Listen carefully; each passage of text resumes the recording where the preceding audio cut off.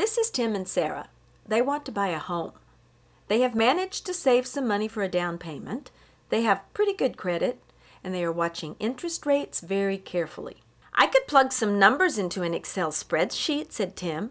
But before Tim could explain his cost-to-income ratio matrix thingy, Sarah whisked him into the office of Lloyd Barber, a professional mortgage lender and a friend of the family. Pretty smart to be looking now, said Lloyd. Interest rates are really low, about the lowest in the past 40 years. That is a big deal. It can save you a ton of money. Let's say you take out a mortgage for $250,000. At 6%, your monthly payment is $1,498 per month. At 5%, it is $156 less. And if you continue that over the life of a 30-year mortgage, it really adds up.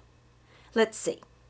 156 times 12 months times 30 years equals more than $56,000. Wow! So you see how lucky we are right now with interest rates so low. Just a few years ago, interest rates were at 8%.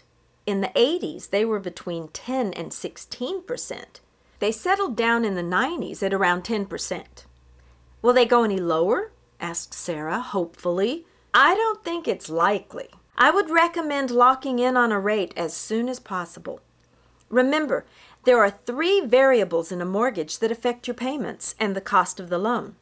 The amount of the loan, how long you finance, and the interest rates.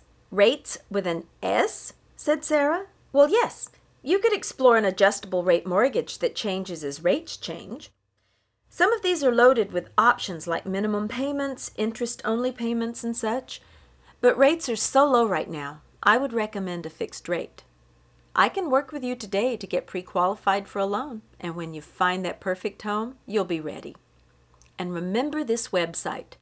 It has information and links for lots more home buying information. www.youralaskahome.org